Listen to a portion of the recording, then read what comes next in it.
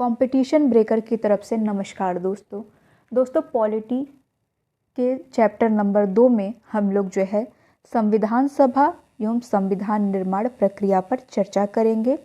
यहाँ से जितने भी प्रश्न परीक्षा में पूछे गए हैं उन सारे प्रश्नों को आज हम लोग हल करेंगे और साथ ही साथ इससे बनने वाले जितने भी महत्वपूर्ण तथ्य हैं उन पर हम लोग इस चैप्टर में चर्चा करेंगे। दोस्तों, क्या होता है संविधान? और भारतीय जो संविधान था वो ना ही किसी संयोग की उत्पत्ति था और ना ही क्रमिक विकास का परिणाम था। इसकी जो रचना थी भारतीय संविधान की, इसकी रचना संविधान निर्मात्री सभा द्वारा लगभग 3 वर्षों के विचार विमर्श के उपरांत की गई थी और इसे एक निश्चित तिथि पर अंगीकृत किया गया था और एक निश्चित तिथि पर ही लागू किया गया था। दोस्तों, सबसे पहले हम लोग ये भी एक चीज़ जान लेते हैं कि संविधान होता क्या है। संविधान निर्माण पढ़ने से पहले ये भी जानना जरूरी है कि संविधान क्या होता है। संविधान एक देश की राजनीतिक व्यवस्था का मूल आधार होता है। जो पूरी राजनीति व्यवस्था किसी देश की चलती है वो उसके संविधान पर ही आधारित रहती है। आइए दोस्तों, अब आगे हम लोग इस चैप्टर से जितने भी महत्वपूर्ण तथ्य हैं वो देख लेते हैं। उसके बाद यहाँ से बनने वाले जितने भी प्रश्न परीक्षा में पूछे गए हैं उन पर चर्चा करेंगे। संविधान सभा की सर्वप्रथम मांग मई 1934 में रांची में स्वराज्य पार्टी ने किया था। याद रखिएगा दोस्तों, ये पूछा जा सकता है परीक्षा में कि संविधान सभा की सर्वप्रथम मांग किस पार्टी द्वारा की गई थी, तो स्वराज पार्टी द्वारा 1934 में रांची में किया गया था। और वर्ष 1934 में ही भारत में संविधान सभा के गठन का विचार सर्वप्रथम M.N. रॉय द्वारा दिया गया था। महत्वपूर्ण है, कई बार प्रश्न ये पूछा भी गया है। भारतीय राष्ट्रीय कांग्रेस के स्तर पर पहली बार 1935 में संविधान निर्माण के लिए एक आधिकारिक रूप से संविधान सभा की मांग की गई थी। याद रखिएगा कि कब मांग की गई थी एक संविधान सभा की, वो मांग की गई थी 1935 में। और किसके द्वारा? कांग्रेस पार्टी द्वारा, भारतीय राष्ट्रीय कांग्रेस के द्वारा। एक निर्वाचित संविधान सभा द्वारा संविधान निर्माण का प्रस्ताव सर्वप्रथम 1942 में क्रिप्स मिशन द्वारा दिया गया था। बहुत इंपॉर्टेंट लाइन है, याद रखिएगा कि एक निर्वाचित संविधान सभा द्वारा संविधान निर्माण का जो प्रस्ताव था वो सर्वप्रथम 1942 में जो क्रिप्स मिशन आया था भारत, उसके द्वारा दिया गया था। दोस्तों, यहाँ पे क्रिप्स मिशन की बात हुई तो सबसे पहले थोड़ा सा हम लोग क्रिप्स मिशन के बारे में जान लेते हैं। द्वितीय विश्व युद्ध समय क्रिप्स मिशन का जो उद्देश्य था वो था, द्वितीय विश्व युद्ध के समय ब्रिटिश सरकार जो है भारत का पूर्ण सहयोग प्राप्त करना चाहती थी। इसके अध्यक्ष कौन थे? सर स्टैनफोर्ड क्रिप्स जो है इसके अध्यक्ष थे। आगे देखते हैं। कैबिनेट मिशन जो 1946 में आई थी, कैबिनेट मिशन द्वारा भारतीय संविधान सभा का प्रातिनिधिक निर्वाचन के आधार पर गठन किया गया था। किसके आधार पे? प्रातिनिधिक निर्वाचन के आधार पर गठन किया गया था कैबिनेट मिशन द्वारा। कैबिनेट मिशन की जो रिपोर्ट के अनुसार संविधान सभा निर्वाचित होनी थी और प्रांतों का प्रतिनिधित्व जनसंख्या के आधार पर होना था। अब दोस्तों, थोड़ा सा कैबिनेट मिशन के बारे में हम लोग देख लेते हैं कि कैबिनेट मिशन क्या था। तो ये तो आप जान गए कि कैबिनेट मिशन 1946 में आया था। इसके सदस्य कौन कौन थे? लॉर्ड पैथिक लॉरेंस, इसके सदस्य Lord Pethick Lawrence, sir Stafford Cripps और A.B. अलेक्जेंडर इसके सदस्य थे। कैबिनेट मिशन का उद्देश्य क्या था? किस लिए ये भारत आया था? इसका जो उद्देश्य था, भारत को शांतिपूर्ण सत्ता हस्तांतरण के लिए उपायों एवं संभावनाओं को तलाशना था। इसका जो मुख्य उद्देश्य था 1946 में ये आया था और इसका उद्देश्य भारत को शांतिपूर्ण सत्ता हस्तांतरण के लिए उपायों एवं संभावनाओं को तलाशना। अब आगे देखते हैं। कैबिनेट मिशन का विचार था कि प्रतिनिधित्व, प्रांतों का जो प्रतिनिधित्व होना चाहिए वो किसके आधार पर होना चाहिए? जनसंख्या के आधार पे। और जनसंख्या कितनी? प्रति 10 लाख व्यक्तियों पर एक प्रतिनिधि। याद रखिएगा, अभी भी ये चीज़ है, प्रति 10 लाख व्यक्तियों पर एक प्रतिनिधि होना चाहिए। संविधान सभा की कुल सदस्य संख्या कितनी थी? 389। इन 389 दो भागों में बटी थी, जिसमें जो है दो भागों में बटा था। 389 सदस्य कुल थे और ये दो भागों में बटा था। 296 सीटों पर 296 सीट जो थी वो ब्रिटिश भारत को मिली थी और 93 जो सीटें थी वो देसी रियासतों को मिली थी।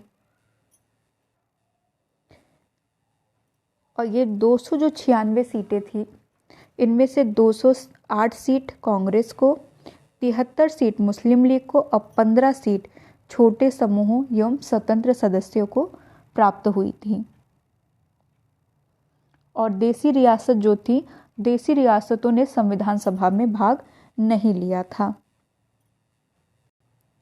संविधान सभा जो थी दोस्तों वो अप्रत्यक्ष निर्वाचन का परिणाम थी और राज्यों की विधानसभाओं का उपयोग जो है निर्वाचक मंडल के रूप में किया गया था। याद रखिएगा कि राज्यों की जो विधानसभाएं थी उनका प्रयोग जो है निर्वाचक मंडल के रूप में किया गया था। और संविधान सभा में जो निर्वाचन हुआ था वो वयस्क मताधिकार के आधार पर हुआ था। इसको याद रखिएगा, वयस्क मताधिकार के आधार पर हुआ था। और उससे पहले जो 1935 का अधिनियम था, उस अधिनियम के अनुसार मताधिकार यानी कि अपना वोट देने का अधिकार केवल उन व्यक्तियों को था जो कर, शिक्षा एवं संपत्ति के आधार पर सीमित था। 1935 के अधिनियम के अनुसार मताधिकार कर, शिक्षा एवं संपत्ति के आधार पर ही सीमित था। 20 नवंबर 1946 को वायसराय ने निर्वाचित प्रतिनिधियों को आमंत्रित किया था और वे 9 दिसंबर 1946 को संविधान सभा की पहली बैठक में उपस्थित हुए थे। तो संविधान सभा की पहली बैठक कब हुई थी? 9 दिसंबर 1946 को। और पहली बैठक के अध्यक्ष कौन थे? याद रखिएगा दोस्तों कि पहली बैठक की अध्यक्षता डॉक्टर सच्चिदानंद सिन्हा ने की थी, लेकिन ये अस्थायी अध्यक्ष थे। क्या थे ये? अस्थायी अध्यक्ष। और स्थायी अध्यक्ष कौन था? डॉक्टर राजेंद्र प्रसाद। ये फैक्ट याद रखिएगा। भारतीय संविधान के निर्माण में कुल कितना समय लगा था? तो भारतीय संविधान के निर्माण में 2 साल 11 माह और 18 दिन का समय लगा था। संविधान के निर्माण के लिए कुल कितनी बैठकें हुई थी? कुल कितने अधिवेशन हुए थे? तो कुल 11 अधिवेशन हुए थे। अवधि 165 दिन थी। और जो 11वां अधिवेशन था, 11वें अधिवेशन के अंतिम दिन यानी 26 नवंबर 1949 को संविधान को अंगीकृत किया गया। कब? 26 नवंबर 1949 को। इसी कारण 26 नवंबर के दिन जो है, इसीलिए 26 नवंबर को संविधान दिवस के रूप में भी मनाया जाता है। संविधान सभा की आखिरी बैठक कब हुई थी? तो संविधान सभा की जो आखिरी बैठक थी वो हुई थी 24 जनवरी 1950 को, जब सदस्यों द्वारा भारत के संविधान पर हस्ताक्षर किए गए थे। भारतीय संविधान के निर्माण के समय BN राव यानी कि बेनेगल नरसिंहा राव को संवैधानिक सलाहकार बनाया गया था। भारत को एक संविधान देने का प्रस्ताव संविधान सभा द्वारा 22 जनवरी 1947 को पारित किया गया था। याद रखिएगा, ये प्रश्न पूछा भी गया है कि भारत को संविधान देने का प्रस्ताव संविधान सभा द्वारा 22 जनवरी 1947 को पारित किया गया था। और संविधान को पूर्ण रूप से कब लागू किया गया था? तो संविधान को पूर्ण रूप से 26 जनवरी 1950 को लागू किया गया था। अभी हमने ये आगे आपको बताया था दोस्तों कि भारतीय संविधान के निर्माण के समय BN राव को संवैधानिक सलाहकार नियुक्त किया गया था। और संविधान सभा में कुल महिलाओं की संख्या कितनी थी? तो संविधान सभा में कुल महिलाओं की संख्या थी 15। और ये महिलाएं कौन कौन थी? विजय लक्ष्मी पंडित, राजकुमारी अमृत कौर, सरोजनी नायडू, सुचेता कृपलानी, पूर्णिमा बनर्जी, लीला राय, जी दुर्गाबाई, हंसा मेहता, कमला चौधरी, रेणुका राय, मालती चौधरी, दक्षयानी, वेलायुधन बेगम, एजेज रसूल, एनी और अम्मू स्वामीनाथन।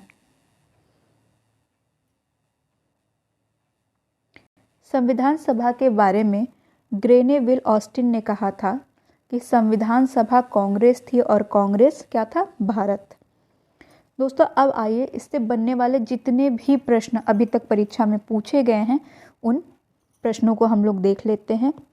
पहला प्रश्न है हमारा, एक निर्वाचित संविधान सभा द्वारा भारत के संविधान का निर्माण करने का प्रस्ताव किया गया था। साइमन कमीशन द्वारा, भारत सरकार अधिनियम 1935 द्वारा, क्रिप्स मिशन द्वारा या ब्रिटिश कैबिनेट डेलीगेशन द्वारा।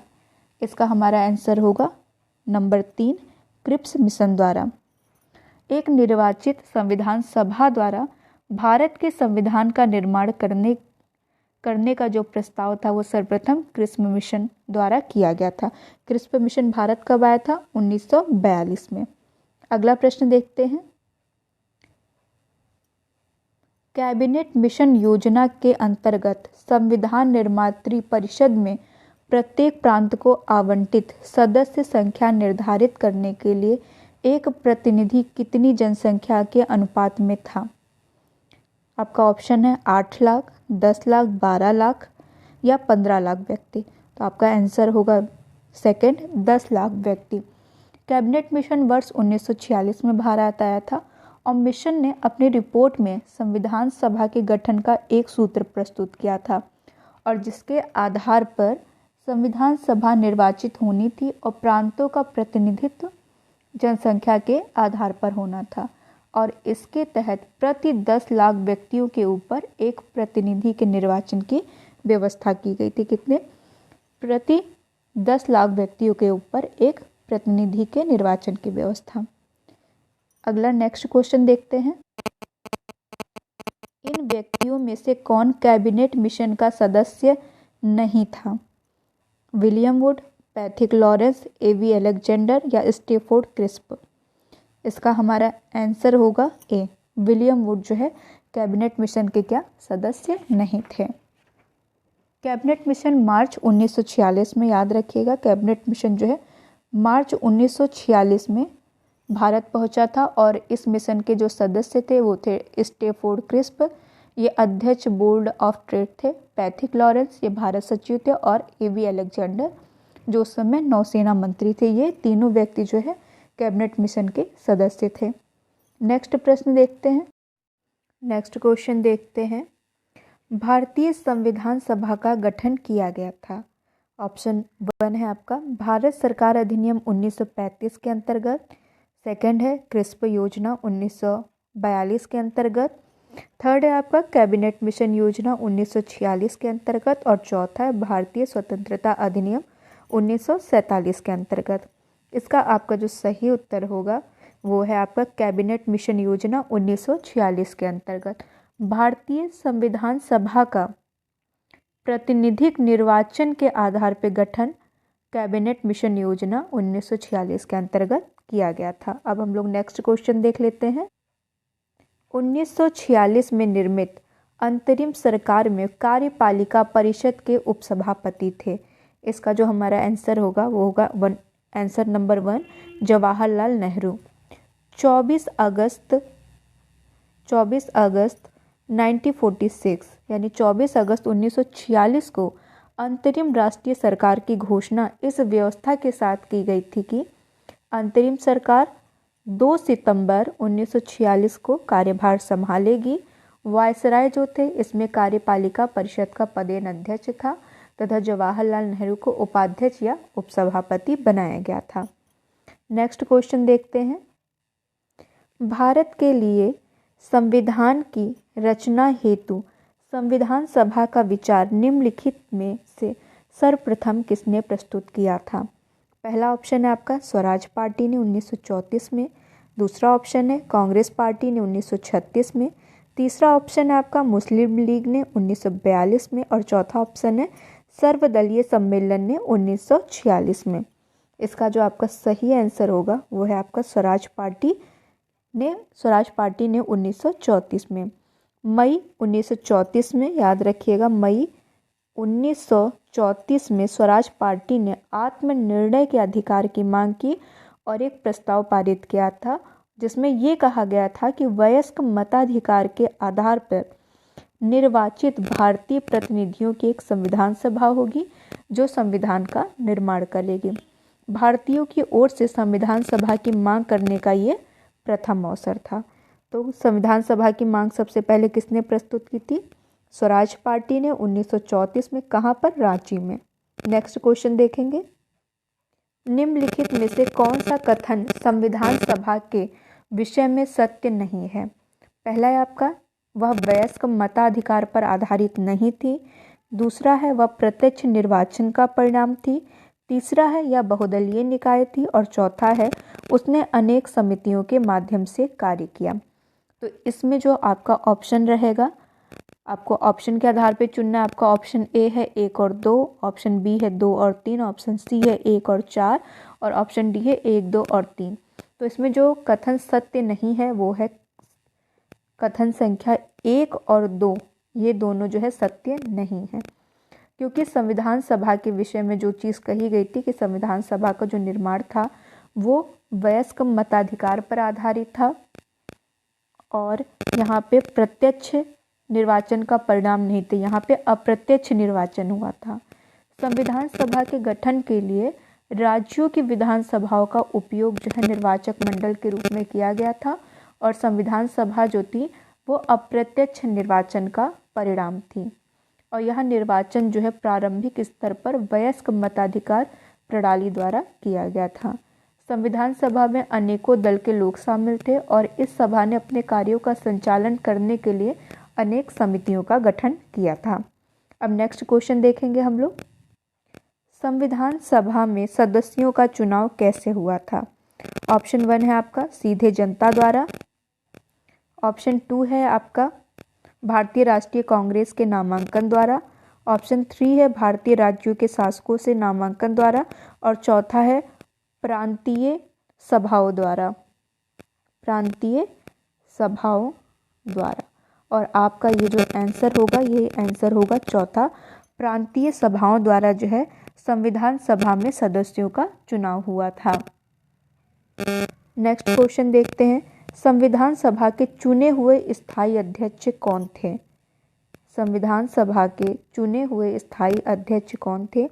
इसका आपका आंसर होगा डॉक्टर राजेंद्र प्रसाद। 9 दिसंबर 1946 को संविधान सभा की प्रथम बैठक की अध्यक्षता अस्थायी अध्यक्ष डॉक्टर सच्चिदानंद सिन्हा ने की थी और 11 दिसंबर, याद रखिएगा 11 दिसंबर 1946 को संविधान सभा ने डॉक्टर राजेंद्र प्रसाद को निर्विरोध संविधान सभा के स्थायी अध्यक्ष के रूप में निर्वाचित किया था। नेक्स्ट क्वेश्चन देखेंगे। संविधान सभा की प्रथम बैठक की अध्यक्षता किसने की थी? आपका आंसर होगा बी, डॉक्टर सच्चिदानंद सिन्हा द्वारा। संविधान सभा की जो प्रथम बैठक की अध्यक्षता की थी वो 9 दिसंबर 1946 को डॉक्टर सच्चिदानंद सिन्हा ने की थी, लेकिन डॉक्टर सच्चिदानंद सिन्हा जो थे वो इसके अस्थायी अध्यक्ष थे। याद रखिएगा, वो संविधान सभा के अस्थायी अध्यक्ष थे और स्थायी अध्यक्ष कौन बनाया गया था? 11 दिसंबर 1946 को डॉक्टर राजेंद्र प्रसाद को स्थायी अध्यक्ष बनाया गया था। भारतीय संविधान सभा की स्थापना की गई। तो भारतीय संविधान सभा की स्थापना 9 दिसंबर 1946 को की गई थी।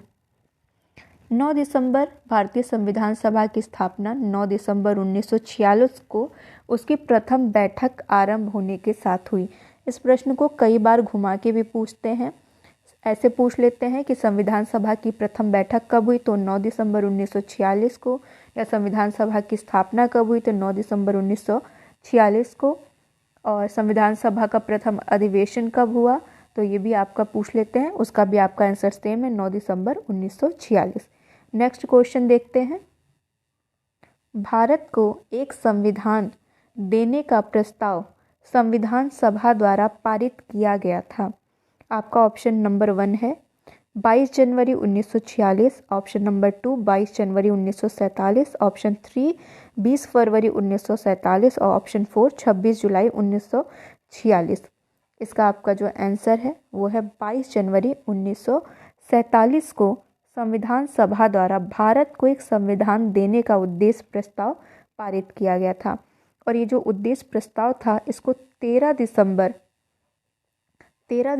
1946 को संविधान सभा में जवाहरलाल नेहरू द्वारा पेश किया गया था और आगे चल के यही उद्देश्य प्रस्ताव जो है प्रस्तावना का प्रारूप बना था। नेक्स्ट क्वेश्चन देखते हैं। संविधान सभा के सम्मुख संविधान की प्रस्तावना का प्रस्ताव किसने दिया था? पिछले के क्वेश्चन का ही एक नया क्वेश्चन बनाया गया था और इसका आपका आंसर होगा जवाहरलाल नेहरू ने।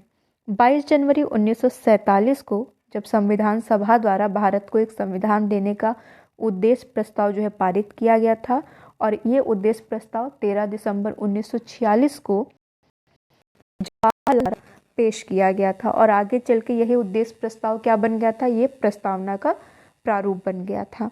नेक्स्ट क्वेश्चन देखेंगे। भारत की संविधान सभा का अंतिम बैठक की सही तिथि क्या थी? यानी कि भारत का जो संविधान सभा था उसकी अंतिम बैठक किस दिन हुई थी? तो इसकी अंतिम बैठक हुई थी 24 जनवरी 1950 को। याद रखिएगा किस दिन हुई थी? 24 जनवरी 1950 को। नेक्स्ट क्वेश्चन देखेंगे। ये प्रश्न जो है यूपी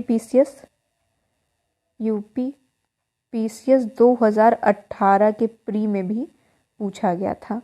नेक्स्ट क्वेश्चन देखेंगे। भारत के संविधान के निर्माण में संविधान सभा को कितना समय लगा था? तो भारतीय संविधान के निर्माण में संविधान सभा को 2 वर्ष 11 माह 18 दिन का समय लगा था और इस दौरान कुल कितने अधिवेशन हुए थे? 11 अधिवेशन हुए थे और 11वें अधिवेशन के अंतिम दिन यानी 26 नवंबर 1949 को संविधान को अंगीकृत किया गया था। नेक्स्ट क्वेश्चन देखेंगे। भारतीय संविधान के निर्माण के समय संवैधानिक सलाहकार कौन थे? तो इसका आंसर होगा आपका तीसरा BN राव। भारतीय संविधान के निर्माण के समय बेनेगल नरसिंह राव यानी BN राव को संवैधानिक सलाहकार नियुक्त किया गया था। नेक्स्ट क्वेश्चन देखेंगे। भारतीय संविधान को संविधान सभा द्वारा अंगीकृत किया गया था। बहुत इंपॉर्टेंट क्वेश्चन है। इसका आपका आंसर होगा पहला 26 नवंबर 1949 को। 26 नवंबर 1949 को और 26 नवंबर को इसी कारण से संविधान दिवस के रूप में भारत में मनाया जाता है।